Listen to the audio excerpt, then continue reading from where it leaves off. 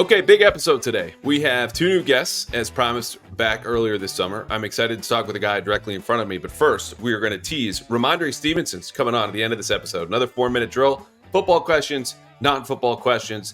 He was awesome. We have a new MailFan segment, haven't done one of those in a while, and of course, Derrik Klassen, the aforementioned man in front of me, quarterback expert, to help us recalibrate the Drake Maye conversation, which has got very interesting here, especially locally, the last couple of weeks. But first, some housekeeping. Number one, I had a complete journalistic failure with Rhamondre, not asking about his viral moment with Steve Burton in one of the world's most awkward preseason interviews you will ever see. He actually gave me shit for it, for not asking afterwards off air, but he was great. Number two, small change of plans. I'll be back recording Sunday with a 53-man roster projection. No talk about the preseason finale. You'll watch it. We'll discuss it. But you want to know who makes the team? We'll learn on Tuesday. This will be my last and best guest. Number three, we had a couple new reviews on Apple. Thank you. A couple more emails. Mostly positive, but either way, that feedback helps us grow and is always appreciated. So please keep those coming. If you have a second, Spotify, Apple, reviews, ratings are always a big, big help.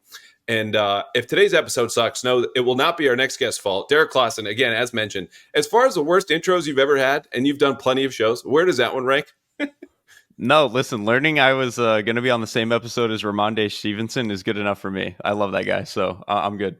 He's a great dude. All right, Derrik Klassen, in case you were not familiar with his work, new co-host of the Athletic Football Show. You have heard him on the Mina Kimes Show with Lenny, seeing his work on Bleacher Report, the 33rd Team, Perception with Matt Harmon. And back in the day, as I found out very quickly, NFL Spin Zone, where in 2014 there were headlines like, "What's next for Brian Hoyer?" which I really appreciated at a time where we could all read and watch Brian Hoyer, then NFL starter, and wonder what's next for him. And you explored it pretty well back in the day. Have you thought about that piece in a while? Dude, Derrik? I probably have some headlines from back then on stuff that I've written so many things now that I've forgotten what I've written. I think if you asked me, have I written about Brian Hoyer before, I probably would have said no. So it's almost news to me that headline exists.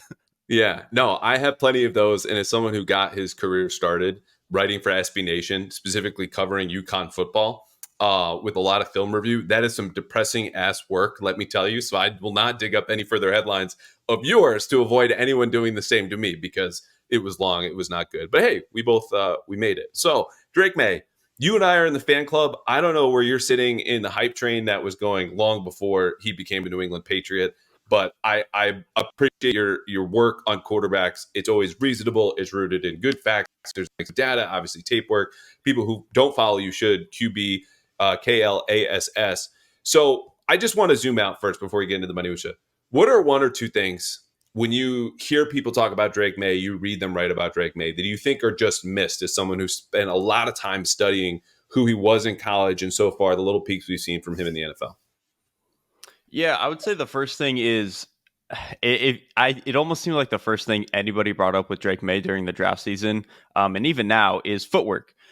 And it was always a frustrating conversation to me, because I think there are legitimate criticisms that you can have with Drake Maye's footwork. I think specifically his drop back footwork, like going 1 to 2 to 3 as soon as you get the ball and being in a clean position to throw quick game, throw a flat route, throw hitch route, whatever it is, something simple. He's not great at that, but I think people kind of took that to think that the rest of his footwork was bad, but I just don't think that that's the case. I think the longer he holds the ball, the longer he develops in a play. He actually does do a really good job of resetting in the pocket, understanding where he needs to move, getting himself into a better throwing position. And I think you saw that a lot at UNC, and especially behind a bad offensive line that kind of made him have to move around and get off his spot a lot. I think you actually saw him play pretty in control the longer he held the ball. It's just, I think some of those instances early in the down kind of, like I said, made people think that his footwork on the whole was bad and needed to be reworked. The other thing about his footwork is, he would do some drifting around in the pocket, kind of anticipating where rushers would come from. People took that as him having bad or skittish footwork and just doing stuff for fun. But if you really watch it, like 9 times out of 10, he's doing a really good thing to buy himself space in the pocket. So again, I think people just kind of misunderstood him there. I also think people a little bit misunderstood him too, in the sense of thinking he's more of a chaos playmaker than he probably is. And I think this was actually true of Caleb too. I think the thing was just, when you have the guys who are this talented, this athletic, who can make every throw on the field, and they're playing at programs as bad as USC and UNC were, yeah, man, they're going to go do some stupid stuff sometimes. Like, they're going to go try to win the football game. And what I said about Drake and Caleb for a lot of the draft season was, I think when you get them to the NFL, where they're going to have a more structured system, things are going to be a little bit more put together. They're probably going to play a little bit more put together. And I think we've seen that from both Caleb and Drake. So those to me were like the two biggest things that always frustrated me with the discourse about Maye. So again, if you're not familiar with Derrik, that to me, in reading you and listening to you, perfectly encapsulated your approach of like, hey, there's some nuance here in the footwork. Here's why. And then there's an acknowledgement of like, yeah, some casual understanding and empathy for the quarterbacks in bad situation. They're going to do stupid stuff, and that's okay. It's not like all hellfire and brimstone with the negative plays or ascribing it entirely to that player's shortcomings or lack of courage or character or competitive fire or whatever. It's just sometimes that's the situation you're in, which is not an excuse. It's just what it takes to evaluate as you do properly. To the footwork point, I appreciate again that you dove into that, and I will say this: it's a good thing not to broad brush in that way, because in the same way you might trust a grandmother as being a good driver, she'll get you from point A to point B, and you'll get there safely. But if you need her to be in a hurry to shave some time off of your ETA, not the best driver that you have there, right? Like in a certain space, she's very functional. Drake Maye, just needs to tidy up, stopping at stop signs. And, most of the time he can turn on red, but not always, and kind of deciding when that is and paying attention to signs. That's all that it is. When you saw his preseason, though, specific, let's just stay with the footwork for a second. The drop back footwork and then the stuff you believe he had taken care of. Did you see any meaningful difference in those 4 drives against Philly? We'll just ignore the one against Carolina because Carolina wasn't even playing its starters. But what did you see with respect to the footwork in the preseason? I mean, I think you kind of see most of the same issues you saw at UNC. And again, I want to clarify, it's mostly just a drop back issue. It's when he goes to 1 to 2 to 3 and he gets to that very top of the drop and then he's throwing right off of that. That's where I think sometimes his footwork can get weird. He had that one flat route. I think it was maybe his second throw of the game. You can see his lead foot is like too tight to his target. So, the target is like on the left sideline. His front foot is inside of where his aiming point should be. And that just kind of disrupts how your rotation is with your hip, and it makes the torque really weird. And so you see him like finish the throw kind of awkward, and that's why it sails the way that it does. He just kind of does that. Like I said, on those short throws, like it's just something he needs to clean up. He had another throw, I think, to Baker on like a little spot route, maybe in the third quarter, where he kind of does the same thing. His footwork is just a little bit too tight to the target. He ends up missing for that reason. But then on the flip side, the longer he holds the ball in a play, the cleaner his footwork is. I mean, look at the throw to Baker on that third down, where he's just, as soon as his back foot hits and he knows he has to hitch up and transition elsewhere, that's clean, because he's like getting himself off of that immediate throw thing. He's allowing himself to reset. And so when he resets like that, he looks great. So I think it's just the longer he holds the ball, the better his footwork is. And I think some of the early stuff of just cleaning up that quick transition from end of drop back to throw, that can get cleaned up. Whereas I think his more natural feel for sliding in the pocket and knowing when to hitch and all that other stuff, that's harder to teach. And he's already good at that stuff. So I'm perfectly fine with some of the growing pains with some of the quick game stuff. And I think, too, that's another important delineation is the stuff that had everyone so excited about him as a prospect. You go, not only does he look like all the best quarterbacks in the league now, he's got this kind of innate feel and talent that's much harder to teach. The stuff that he needs to clean up. You get old school West Coast guys like Alex Van Pelt, who's still doing drills from Paul Hackett in the 70s, to fix that footwork. It might take some time. It could be frustrating. You go, why the hell was that flat ball 7 yards over Kayshon Boutte's head? Oh, he still grabbed it anyway. Great, he counts as a completion. But that seems to be the big line, right? The stuff that he needs to fix, he can. The stuff that he's great at, you might never get out of even some above average quarterbacks. That's exactly it. And that's why I was so willing to bet on him. Like you just see some of the pocket movement, the talent. It's just, that's the stuff you can't teach. And this even logic applied to like when I loved Anthony Richardson as a prospect. They're slightly different. Drake Maye is a little bit further along, but it's the same idea of, some of the stuff he struggles with, we can get him there. Some of the stuff he already does at a high level, there's maybe a dozen of those guys in the league at best. So that is why I'm willing to bet on Maye. And I just thought there were so many examples in this game where you could just see how fast Drake operates. And that to me is the most impressive part. Again, that third down throw to Baker where he is, what's so impressive to me is if you watch a lot of the best quarterbacks, as soon as they hit their final drop step, they're not like sitting there for a second and then moving on to whatever their hitch is or their next read. they are taking that drop step and literally bouncing off that back foot into their hitch or into their next read. You saw Maye do that 3 or 4 times in this game. And I was like, man, if he's already there, that's the type of stuff that I saw from like Joe Burrow as a rookie, where you were like, oh yeah, he's ready to go already. We don't have to worry about this. And so the fact that Drake is doing it, only preseason, but it was still really impressive to me. Yeah, not to mention those throws were third down too. So it's not like the Eagles are spinning the dial, though I think Fangio played on the deep ball to Baker to get like super in the weeds. Some of this empty like poach coverage, where the safety closest to Baker and the deep ball that we all, just absolutely bleeped our pants over was, the safety was looking in the opposite direction. Like he was looking at the number 3, the innermost slot on the opposite side. So it was a good route. It was a good play call, and he puts it on the money. But Drake understood that in a way that was, okay, I'm going to have one-on-one here, even though there's a safety over the top. He's not going to be paying attention, and maybe he'll fall for the kind of nod that Baker gave in his post and put the ball on the money. Now, that said, I was very rosy about his performance last week after doing my own film breakdown, and then made the point. So this guy goes 5 of 10 for 24 yards outside of a 23-yard flow screen that was very well blocked and executed with some bad defense by the Eagles. And we are all celebrating and then explain why. But in rewatching the game again, Derek, like there are a couple things that I would hone in on for him where I think he has been eager to throw the ball deep because that's who he is. And it's not someone we really saw in the first 2-3 weeks of camp, but literally half his practices had one attempt or fewer over 10 yards. And he's living within this kind of check down Charlie realm. But he seemed to be married to Baker almost predetermined on that deep incompletion. And then one where Baker was out of bounds and then the defensive pass interference call. Did you see any of that? Because to me, long-term, that's an issue. But I don't know if it's just a kid who's finally scratching an itch that he's been resisting for 3 weeks in practice. I think it's a little bit more of that because, I think Drake Maye is naturally a guy who he wants to make the coolest throw on the field. And he's willing to do some of the more, buttoned up stuff. Like there was a play action call they had where he gets to the top of his drop, one hitch, and as soon as the hitch is over and he knows his guy's not open, checks it down. It's like, okay, he can do that.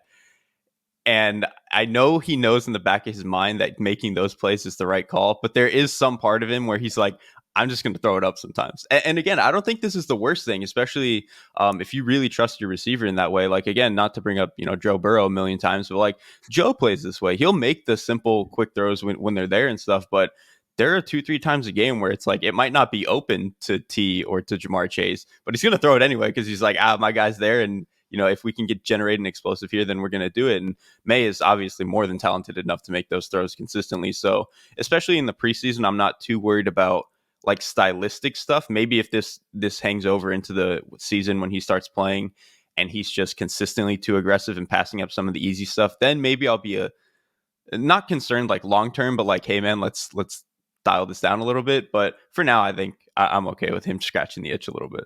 Yeah, and I think too the other part about this, and he'll live and learn. It was his second freaking preseason game. In some instances, the second, third, fourth, fifth drive of his entire NFL career.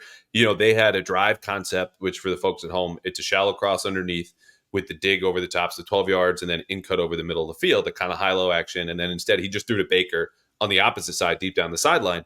That dig or deep over was open to Mitchell Wilcox, shockingly, in the first instance of the Baker incompletion.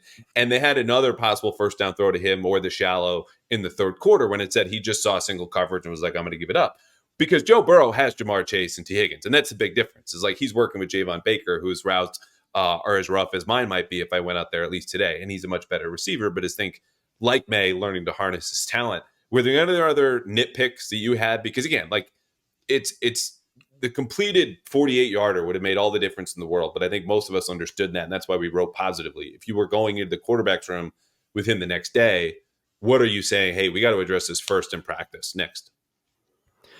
Yeah, mostly it would just be the two quick game footwork examples I brought up. Mm-hmm. I think those were his worst plays. I will say, too, there was that stretch there kind of at the end of him playing where he had the two throwaways back to back. The first one I actually thought was a really good decision because they play this like man coverage where they didn't actually have a center fielder. They're like free player. Their free zone player was more of like a rat kind of watching Maye. Everybody's covered up and he just kind of tries to get out of the pocket, realizes nobody's open, throws it away. Cool. That one's good. The second one, the right guard kind of loses immediately, and that's where Maye is opening to his right side. Right guard loses immediately. He's going to make the throw, but it's all covered because the defensive lineman's in the way. And then he kind of like panics for a second. He's like, oh no, I don't know where to go now on this play. I think he started to try to run, realized that wasn't going to be open, and then he kind of bailed again and kind of got a little skittish. I think if he had like backed up just for a second in the pocket, gave himself time to look left, somebody would have been open, and somebody was open. So that was really the only other play. So again, I would say the two footwork mess ups that he had early, and then maybe that second throwaway where he could have been a little bit more patient. But I think otherwise, it was a pretty encouraging performance for me. Okay. Let's go big picture again. I know you've not been at practice every single day, and even if you were, you understood, as much context as I try to deliver around. Oh, he was 8 of 11 here today. He was only 7 of 12 the other day. Like it matters where the miss is, how deep, what's the coverage like. So much more nuance. But whether it's from what you've seen from him specifically in the preseason, or just going down rookies like him historically, what are the next checkpoints or boxes you want to see him check before we really get into he's in the starting conversation, unless you're there already? I mean, I'm there already. Okay. And that's not even necessarily to say that right now, today, he's a better quarterback than Jacoby Brissett. I think Jacoby Brissett, when he's got the right stuff around him, he's playing well. He can be like, in the low 20s of quarterbacks, quarterback 22 or whatever, which isn't fantastic. But when you're a player of his caliber, that's pretty good. I think he can be that kind of guy. Or the New England Drake Patriots Maye, right now would take quarterback right. number 22 the last 3 years. Yeah. Yeah. After having like 30 and 39 last year. Yeah. I Yeah. would say that's good. But for May, I think it's more just that some of his skills lead me to believe he's a guy who's going to be fine if he has to play early. Like his pocket presence and his pocket movement leads me to believe, okay, he can already handle one of the hardest parts of the game right now. I think his processing speed, even if he isn't, like we said, he's a rookie, he's not going to make the right decision every single time. And maybe he'll take a couple shortcuts like that sideline throw to Baker. But generally, I think he processes at a pretty high level for a rookie. That's a good start. And then the physical tools kind of just are going to give him this margin for error that rookies, kind of need, just because of how athletic he is, how good his arm is. So, and the other thing is, May kind of seems like a crazy person in the right way, which is to say that I don't think him having some rookie failings where if he's going out there by week 8 and they're 2-6 and he's getting beat up, I really don't think that's going to have the worst. I don't think that's going to ruin him, especially with how much I kind of like this staff and trust this staff to like keep him even keeled. So to me, he's a guy you just throw into the fire and hope that he can figure stuff out by week 8, week 10. Well, let's stay on the staff, because I haven't talked about Van Pelt, I think, for a couple months, in the way that I thought the scheme fit was really positive. The Browns lead the league in air yards. It's all deep play action shots off of an outside zone based run game, but they do enough kind of duo and some counter concepts to sprinkle it in there. But it's just downfield, downfield, downfield. What else gives you confidence, or why are you confident about the staff with Drake Maye? It's not even fully the offensive staff. It's Gerard Mayo. He seems like the guy who just gets it to me. And I think he's going to kind of be the type of guy who keeps everyone understanding what the goal is and kind of having a good long-term outlook on stuff, and not like if they're 1-5, by week 6, like everybody's panicking. I think Mayo is the kind of guy who can kind of keep guys in line a little bit, almost like Dan Campbell was able to do with the Lions a few years ago when they were just absolutely terrible. I expecting some sort of similar effect there. So that's what a lot of it is to me. I will say what I'm curious about with Van Pelt, I know it's supposed to be kind of a zone running thing, but I'm almost more think that a like duo and counter and power, that style of play action actually kind of fits May a little bit better. Just because I think it allows for a little bit more. I think when you get into that world, so like when you're in the zone world, I think rollouts are a little bit better, all that sort of stuff.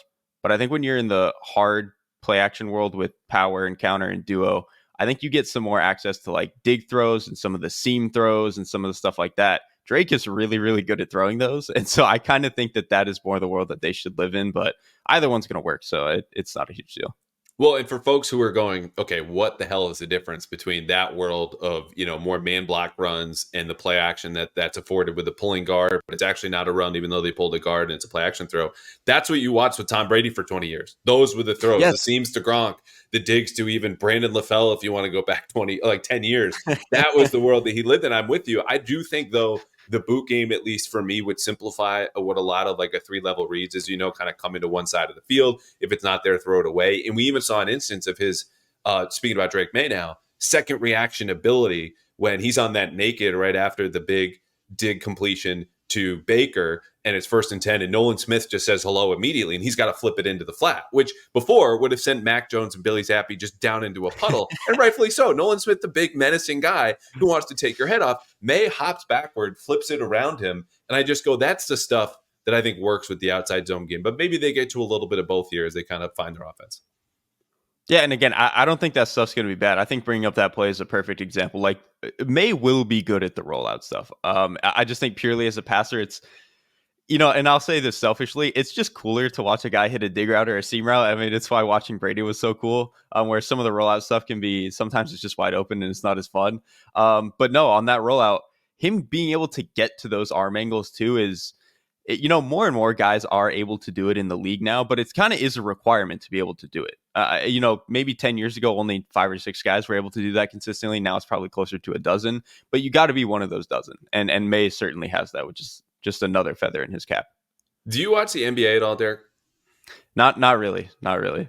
Okay, so the reason I ask is because there's I don't know the last time he was in the booth, but Mark Jackson, when he was calling all the NBA finals and would, reach into the same bag of 4 cliches or analysis when you were watching Steph and LeBron go at it and like Warriors Cavs 3 years in a row was great defense, but better offense. And I feel like when we talk about the arm angles and the second reaction ability and the playmaking, that to me is where we're at a level of where these quarterbacks can see the perfect defensive call. The defense got what it wanted. Nolan Smith, one-on-one, unblocked against Drake Maye, and his playmaking was the better offense to that great defense in a way that I think that's the next level of when Tom Brady had a perfectly defended play, he just had to throw it away. Like he is the greatest quarterback of all time, but was missing that playmaking piece that I think now is more common, like you're seeing across the league with the arm angles, that there's just no answer for that because I will either buy more time or I will do something off schedule that you can't anticipate because you did anticipate the play call and you got it right, but the play's not over yet. No, that's so right. I mean, there's going to be, I think in the modern NFL, defenses are better than they were a long time ago. I know there was that little scoring run for, maybe 5-6 years ago where offenses were putting up a ton of points, but I think the players are much better. And I think especially over the past couple of years, defenses have really honed in on what offenses are doing. You have to be able to, there's going to be probably 8 plays a game out of your 34 35 dropbacks where the defense just has you smoked and you have to go make a play. Yeah. And what percentage of those 8 plays that you can actually make over the defense kind of determines what quality of quarterback you are. And Maye is to me the quality of quarterback that on a good day can make 6 of them out of 8. And that's when you really start to have a guy who is special. So to answer my own question 5-10 minutes ago, whatever it was, what are the next checkpoints that I want to see from him? He's getting closer to being more aggressive downfield, which I think is a sign of comfort and understanding timing and just the offense in general, which is good. He's getting there. The protecting the ball, I think, was well overblown in college. Like you understood when you watch those turnover worthy plays, why he was doing that. Some of them were bad decisions, like just not here to excuse all of them, but the rate of turnover worthy plays in college did not have me concerned, does not have me concerned in the NFL. And even then, he's 21. He's going to do stupid things. What I want isn't even necessarily tied to him, aside from just get better, be more consistent. I want them to settle the situation around him, which isn't to say pick the receivers, pick the offensive line and go, but they haven't done that yet. Secondly, we don't know how defenses are going to attack them, and they will have a buffet of options, Derek, when we get to the regular season of what stunts you want to run, which linemen you want to attack, how much man coverage you want to play, 90 or 100%, and how can the Patriots combat that? So I think once the Patriots understand the lay of the land when it comes to their offense versus NFL defenses, and you understand Layden Robinson's going to start for us. He's just been that good as a rookie, or Caden Wallace, or whoever it might be. Then I want Maye to be able to step into it. Not because he can't handle the pressure. His sack avoidance has been better in camp than Jacoby Brissett's is. Statistically, I test all of it. But I just want things to be a little bit more stable than they've been. And that to me, I think is the biggest concern. Because not only is he just young and he can handle the pressure, he's building new habits. And to go back to the driving analogy of forget your grandma for a second, but if you were on the highway after getting your permit as a 16-year-old and all this hectic masshole drivers around you, like that's going to screw with you and your just general mental state going on a 2-lane road going 40 miles an hour. Like you need to understand how to handle different situations. If you're thrown into the fire immediately, I don't want any kind of regression from the habits he's building footwork or reads or anything, because he just needs to survive instead of thrive, which is ultimately what you want. No, that's a great point. And for me, I'm less worried about the receiver core and more about the offensive line. The receiving core is not great, but I at least look at these guys and it's like there's a role for everybody, right? And it makes sense to me. Like Baker can be kind of your vertical X. Polk is kind of just a do it all, but he's got, I think, in a feast over the middle of the field, and he can do a little bit with the ball in his hands. Obviously, a guy like Pop Douglas can kind of be your underneath yak type of guy. So like everyone's role at least makes sense to me. So it's like, okay, they can put something together here that's not going to look janky. The offensive line is where I get a little bit, I just don't know what the construction is going to look like because, I know at first the idea was Caden Wallace was going to come in and play left tackle, but I don't think he looked very good at left tackle. But then at right tackle, he actually looked pretty comfortable. And so it's like, what are they actually going to do with him? It's shocking. That's a guy who played 4 years at right tackle in college. NFL 40 college starts at right tackle, doesn't look good at left tackle. Who would have known? Yeah. So I actually, that's my question to you. What is the starting five supposed to be if you were to guess right now? So and the other player we haven't mentioned yet is Chukwuma Okorafor, who fine starting right tackle for the Steelers for 6 years. So adequate. Signs for 1 year, $4 million before free agency. Doesn't test the whole open market. They say, yeah, he's our left tackle. He did it in college. I go, okay, there are a lot of stuff I did in college I could not physically do now. And he started camp there for 2 practices. He's not been back since, except for a little bit here and there the last couple of days. So this is a long way of saying, I don't know. And right now they're counting on Vidarian Lowe at left tackle, Sidney Sow at left guard, David Andrews at center, Michael Wenu still at right guard, and maybe Okorafor, maybe Caden Wallace at right tackle. The one thing I will say is this, because I've been banging the Mike Onwenu at right tackle drum. One, he's 350 pounds, self-reported. I don't know if they want him playing at that weight at right tackle. Number 2, when they have started to rotate the last 3-4 days in practice, and this is notable to me, they pull Sal from left guard, who's had a pretty good camp, and then Okorafor at right tackle. Okorafor, I get. Plug in Caden Wallace, maybe he's better, we'll see. But if Sal's right now your top 3 linemen, that to me says we're putting Layden Robinson, who's our college right guard, over the left side, as opposed to just keeping Layden at right guard where he's comfortable and moving Mike Onwenu out. So as much as I might want, say that 5 more times, I might want Mike at right tackle, they don't want to do that. They're pulling one of their better offensive linemen, moving a rookie to a new spot, and that might be the starting 5, which is to say they don't know, so how could I? That would confuse me too, because I will say Layden Robinson, he might have something, man. He kind of looked good. Yeah, and I don't know how they're going to fit him into the lineup because, Sidney Sow is kind of an ass kicker too. And Onwenu, obviously, when he's playing guard is really good. So I might be with you. Maybe just move Onwenu back to right tackle. I think he's played pretty well there when he's had to. It's just, I don't know, man. I will say too, the reason I said more of I want more duo, counter, power, that stuff, just look at the offensive linemen they had. That's what these guys do. Like, that's what they're built for. So they can probably be fine on the zone run stuff, but let's just go maul some people and put them in the ground. Yeah, and I've heard them say in press conferences like, hey, we're still finding our identity and we're going to figure this out. And that's something people just say in August in the NFL, and I think largely it's true. But you need to know quickly what you're good at, because that list, that menu is going to be very small just based on your talent, and then stick to it and find what, appropriate number of counters to keep the defense off balance and just live in that world, live in that space. And I don't think they have yet. They are still majoring in zone. But we'll see, because they're going to learn a lot. Cincy, Seattle, the Jets, then the Niners. Like these are defenses who are not messing around. Which brings me to my last question. And this would, get you on Boston Sports Talk Radio if you ever want to join that hellscape from any time of the thing we've been talking about for the last 2 months. When should Drake Maye start? And you watch the preseason, it sounds like you're ready to start him now. But we agree, like, the situation around him is so fluid. I want to wait personally at least 6 weeks. Where do you land on this?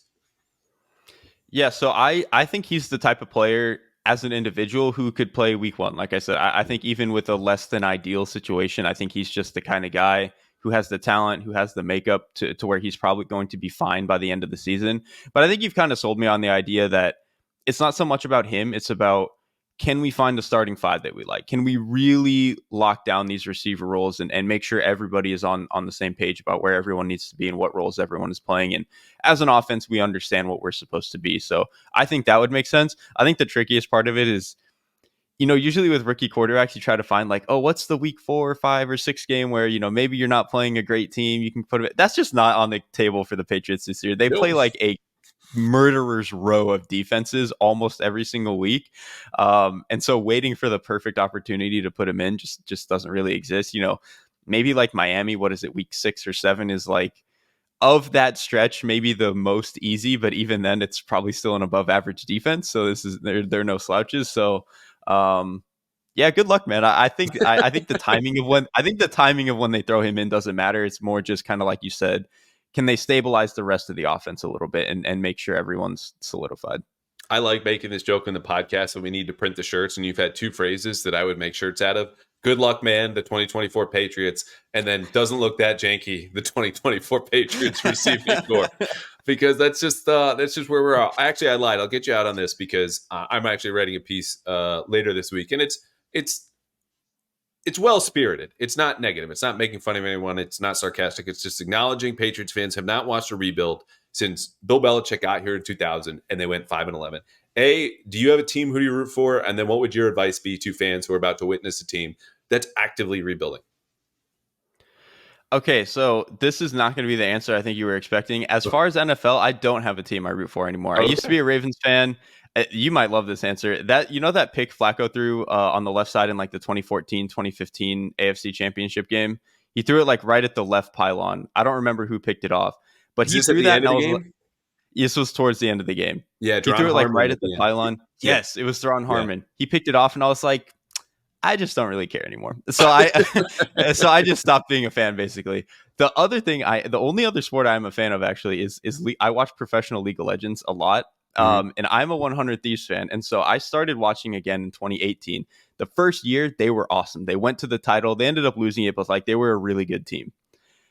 The next 2 or 3 years was like this massive rebuild of like, all right, we're bringing in young players. We're trying to see how all this stuff works. So to me, it's just cherish the little moments where the young players actually look like they can be building blocks. Because eventually you can put together a team. Like that was kind of the 100 Thieves thing is they eventually found 1 or 2 players that were like, all right, this is a building block. And then they brought in a bunch of veterans to kind of clean it up and actually make a good team. You just got to pray that you find 1 or 2 of those building blocks. And, obviously the quarterback should be one of them. So I nodded and gave a because I'm a polite host, but now I'm going to be a rude host. Can you explain? I've heard of League of Legends very quickly what that is, like what we were just listening about. It isn't a criticism. It's just like to inform what we're talking about. I think the themes you mentioned, young players, cherish the little moments, absolutely spot on. Cosign. I think that's great advice. I might steal it for this column, but just a little more insight there. Yeah, so it's a 5-on-5 computer game. It's kind of like a top-down. Maybe people are more familiar with like StarCraft. It's a little bit similar to that in terms of the look. But basically, there are just 3 lanes on the map, and different characters go into the lanes, and the goal is to just push them as far as you can, get into the enemy base, and explode the Nexus. So there's a bunch of different characters that do a bunch of different things, and they interact in different ways. But that's pretty much the gist of it. It's in terms of the pacing, is probably closer to like soccer or something, or basketball maybe. So it's not as like set play as football, but that's probably my closest analogy. It's the best I can do. Close for it. No, that was well said. I have a picture in my head. I understand. We had a comparison that definitely works. Derrik, this has been awesome. First conversation we ever had. I hope to have you back on the show. Listen to him at the Athletic Football Show, co-host. Read him at definitely plenty of places as you continue to do great work, specifically on the quarterbacks, and follow him at QB KLASS. Derrik, thank you, man. Thank you so much for having me. I appreciate it. The NFL regular season is almost here, but you don't have to waste your time watching more preseason outside of the Patriots. You can play Prize Picks all summer. America's #1 daily fantasy sports app has over 5 million active viewers, and unlike other apps, you guys, you know this by now, you don't play against anyone. You just pick against the numbers. If you pick more or less on 2 to 6 player stat projections, you watch the winnings roll in, even taking $10 going all the way to 1,000. So sign up today and get $50 instantly when you play for just $5. You don't even need to win to receive the $50 bonus. It's guaranteed. And then when football does roll around, man, if you think Tyreek Hill is going to go for over 90 yards in the season opener, Miami does pretty well in their season openers.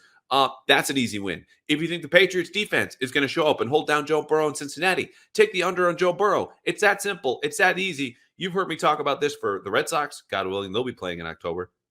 You can do all kinds of sports, but get ready for football with Prize Picks. It's available in more than 30 states across the country. So download Prize Picks today and use the code CLNS for a different bonus. This first deposit match is up to $100. That's right. Just put in CLNS on Prize Picks for a deposit match up to $100. Prize Picks, run your game. Okay, it's been a couple months, but we have another MailFan segment. Joe Ashadi, first 3-time member of the MailFan Club. This is how it works. You guys know by now, hopefully.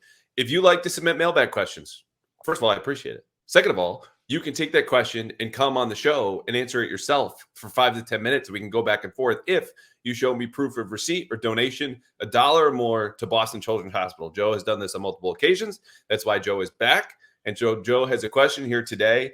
But first, I have a question for you because we just chatted off air. Do you think we should change the format of the MailFan segment where I ask you your own question and then you answer and then we go back and forth? Because I feel like you, after me, probably should have the most say in this and that you've been on this segment more than anybody else except for myself. Oh, geez, a lot of pressure. Well, first off, thanks for having me on again. Yeah. I will say, I think a lot of times that the questions, I'm not going to, put myself up on a pedestal in the sense that you know more than us. And I would love to, I'm happy to answer my question, but, I don't know if anyone really cares about my opinion at the end of the day. So I'm happy to answer the question. And I think that's, it's great to have fan perspective. And I think that's a benefit of this podcast where you're not just, it's just 2 beat writers talking or 2 insiders talking. So, that's not really an answer to your question. But I was going to say that's the longest mealy mouth yes I've ever heard. So we are. I'm going to take your feedback, but I am not going to apply it today. We are going to continue with the format, but I'll think about it later, and I'll ask you your question, which in essence was in two parts, right? Gerard Mayo, first year coach, inexperienced, still just year 6 of coaching for him. Period, in any kind of capacity. Is he maybe escaping a little bit of the criticism or some scrutiny, right? There's no real reason to criticize him yet, except for what he says in the media, which I did on occasion in the offseason. That, of course, people get upset. But is he flying under the radar, maybe for the talk radio TV sense? And number 2, is there anything that I've seen that would either encourage me or discourage me about what happens next? So I'll let you go on number 1, because I think there's like a media aspect to this, right? Like, and we should be, open season on us at all times, just like the coaches and players. We work in the public eye. So do you think he's flying under the radar unfairly? I don't think it's unfair. Definitely not unfairly. I think if anything, it's a benefit to him. Where I'm thinking of a scenario if the Kraft kind of grand plan had worked out, where Bill gets his wins and he kind of rides off into the sunset, and Mayo transitions on, and there's a scenario where Mac Jones is the franchise quarterback, and we're really this offseason is about, or next offseason is about, the Gerard Mayo era. And instead of you having to chart how many, botch snaps there are, you're doing a TikTok of everything that Mayo is doing at practice. Oh, he's over at the offense. He's over at the defense. Oh, he's doing this. He's doing that.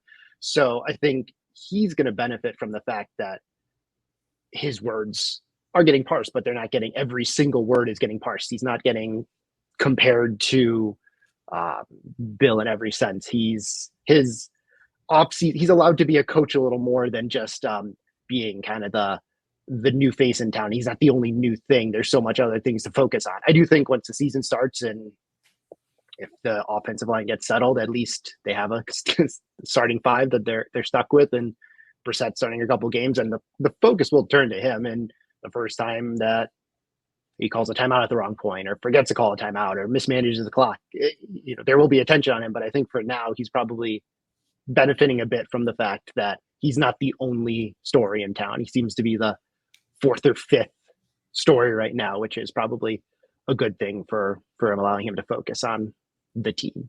Yeah, his job, right? I think your point is a sound one. There's so much newness around this team and in very key spots, right? It's not just the head coach, it's the quarterback, it's the offensive coordinator, it's the whole offensive staff. The offensive line is still a concern. Even the quarterback competition. It's not just Drake Maye, right? Jacoby Brissett is relatively new, came back obviously from his rookie year. So all of that attention has gone over Mayo, who all he needs to do so far right now, this feels like very early campaign. We're in an election year, right? Like your earliest stops are more style than substance. He doesn't have to talk policy yet in a way that could be measured or criticized in a substantive way. But you get into the season, okay, you need to roll out like how you're actually going to govern if you're running for, let's say, president or whatever. And so once we get into that stuff, then I think, to your point, like, yeah, it's going to be open season. But he can smile in front of the mics. He can crack jokes. And that's not to say this is at all disingenuous. It's just who he is. But there haven't been serious decisions, the ones that we've gotten on him for. I say I exclude myself from this majority, but it was majority. Oh, my God, only one preseason drive for Drake Maye. Well, what are the stakes of that? Okay, like if he had played 2 or 3 more, are we really learning that much more? Because he was not going to play more than a quarter or a half in that game. So to your second point about, is there anything, or second part of your question, is there anything I've seen? The only thing I would highlight, because in-game management doesn't really count in the preseason, yada, yada, is the buy-in from the veterans. And it helps when you stuff a ton of money in their pockets, a la Hunter Henry and Jabril Peppers and Devon Gacho and all these guys on the way down. But they appreciate the changes he made in a way that's not just, all right, our workday is a little bit easier. Oh, we've got an Xbox now and a PS5. It's they believed in him before he was a head coach, and that's only grown since after. So that to me is important because, as you know, if you have like a crappy boss, I'm sure, I don't know if your boss is crappy or not, but you can imagine this. If it's a particularly hard day and you like your boss, you're a little bit more willing to get through the crappy parts of that day or whatever the project might be. Because of your respect for that person. If you don't, you're more likely to just watch the clock and try to run the day out. Am I wrong? Yeah, for sure. 100%. How do you like your boss? I don't think he listens, or this person listens to this podcast. Is it okay? You're more new Mayo, or are they more Bill? I work for my family business, so I probably don't want to put too much on.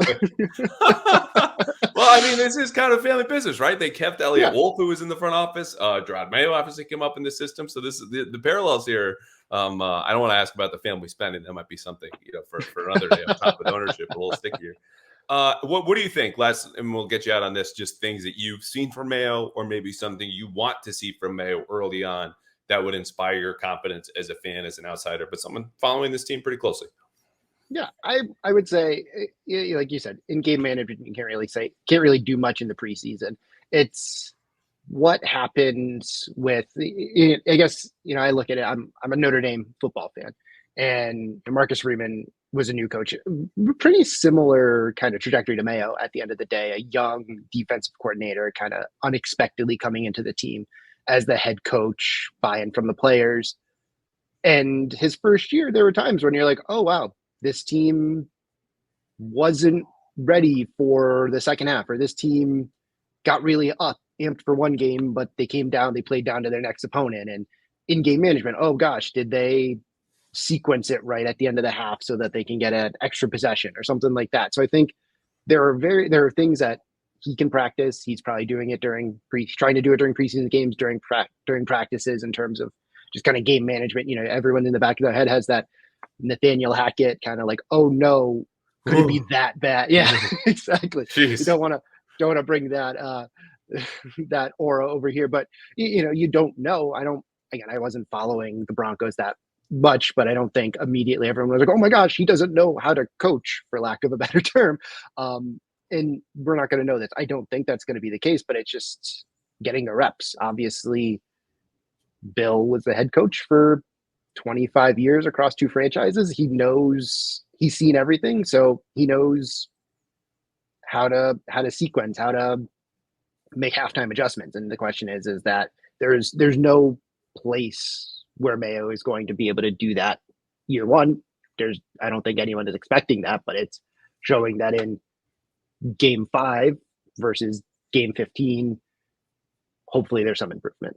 Yeah, you want to see progress. Same with the young team, which is what this is now. Same with the young players at quarterback, at receiver, on the offensive line, a couple on defense, that you just want to see them get better. And I think to just dismount here, it will be rough for stretches. Mayo is going to blow some game management, bad timeouts, different challenges, game plans that just put them in a 20-0 hole immediately, because that's what rookie coaches do.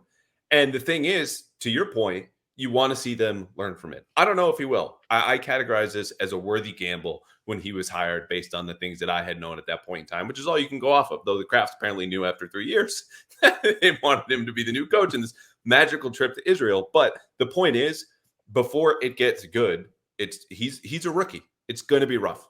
And I think everyone will have to endure it, and he'll get criticized, and he knows that's coming. I will just be very curious how he is in a public sense, if and when they're 2-6, which we all expect, and that's not being unfair to them. What's it like then? And what's it like in the locker room? Does he still have guys going the extra mile for him when, their highest hopes and dreams, and they might think, some of them, that they can push for the playoffs? Who knows? But that's the time where a coach really needs to be a head coach in a way that we don't always see on Sundays. All right, he's Joey Shoddy. Don't ask him about his boss. It's a family business. But otherwise, you can talk to him about the Patriots anytime. I'm sure we'll have you back in a little bit. Thank you for donating. Thank you for being on the show, and we'll keep in touch, all right? Absolutely. Thanks for having me, Andrew. So one of the parts about being a Patriots beat writer is you get a lot of people, especially this time of year, starting to ask you, hey, do you get access to tickets? No, I have a press pass. It's got my name only. It's for one seat. That's it. But if I were going to go get you tickets, I would be happy to. And you know where I would go? Game Time, the number one place for tickets to the Patriots, NFL, college football, concerts, everything you want to find. Because at Game Time, there's a lowest price guarantee where if you find a lower price elsewhere, they will refund you 110% of the difference. Not only that, when you're on the app, as you've heard me talk about going to Sox games this year, I want an individual seat view because at Fenway, they're obstructed, but most places they're not. If you want to know what it will be like to sit in that seat before you buy the ticket, you can do that with the Game Time app. Plus, all in pricing. No more late fees that you find out at checkout. And again, the lowest price guaranteed, or Game Time will credit you 110% of the difference. So take all the guesswork out of buying tickets to football games, baseball games, or concerts with Game Time. Download the Game Time app today. Create an account and use the code CLNS. That's CLNS for $20 off your first purchase. Terms do apply. Again, all you have to do, download the Game Time app, create an account, and redeem code CLNS for $20 off. That's $20 free for you at Game Time. Download Game Time today for last-minute tickets in the lowest price, guaranteed. Back here with the 4-minute drill, Rhamondre Stevenson, our third guest. I don't know if that offends you, if you're honored to be here, following Hunter Henry, following Pop Douglas. I just gave you the rundown. It's 4 minutes straight. Football questions alternated with non-football questions. I'm going to start the clock, and then we're going to go, all right? Yes, sir. Oh, and the only rule is everyone knows, unlike a real 4-minute drill, you cannot run out the clock. So we got to go a rapid fire talk real. All right, ready, set. First one. Today essentially marks the end of training camp. Next week is a regular season style prep week. Mm-hmm. If I give you a little bit of truth serum, how happy are you that you're done with camp? Very happy. It's an accomplishment to, get through camp, and it's a long grind. So to be done with it, it feels good. All right, very good. So you told me a story, I think last season, maybe 2 years ago, about working at a Walmart once. We were talking about odd jobs, and there was this giant milk pallet that spilled everywhere in the Walmart. You told me you had some sort of milk phobia. Can you update us on the milk phobia? Can you not smell it? Do you not want to see it? Obviously, you don't want to drink it. Right. I haven't even drank milk in so long, and probably a couple years. I don't eat cereal too much, anything like that. So after that pallet of milk fell, it was a wrap. Because it was a smell, right? It was just over with. All right, glad to be at a Walmart back in sometime Las Vegas. Let's go back to the field. The hardest hit you've taken in a game. I need the who, the when, and how to happen. Finna get bro this clout. He used to play here. Landon Roberts. Ooh, yes, dark grind. Yeah, it was actually, he hit me twice. I ain't gonna lie. My two hardest hits I took from a Landon. So in my first game, he hit me. We played him twice a year. The second game, he hit me. So Miami 21, right? The season opener. Yep, exactly. Okay. Yeah. Don't go look at the receipts either. Just believe me. Did you see him in Pittsburgh at all? Did he hit you at all when he was with them? Nah. All right, that's 2 football questions in a row. We're already breaking the rules here in the 4-minute drill. Mayo has talked to us about this new players' lounge. You got an Xbox in there. There's a PS5. There's a pool. Give us a moment in there. Take us inside. I don't know if you're playing, but somebody else. Just take us inside the lounge. Yesterday, me and Kevin Harris. Last week, I ain't gonna lie, he beat me. South Carolina against Oklahoma. I was Oklahoma, of course. He's South Carolina. But yesterday, I got him back. Beat him with some plays we run in practice, so it was kind of fun. Okay, playing some NCAA. I still need to get that, but I also like my free time because I feel like I would just get home and get sucked into it. All right. All right, 2 players in the locker room. One who would make the best roommate, and someone who you would guess would make the worst roommate. Best roommate, I would say I'll say KB. Okay. He'll just get you ready in the morning, bring that energy, and get you ready for your day, I feel like. And you said the worst? Yeah. The worst roommate? I don't know if you're a neat guy, you don't mind a little slob, or they're up late. But let me think.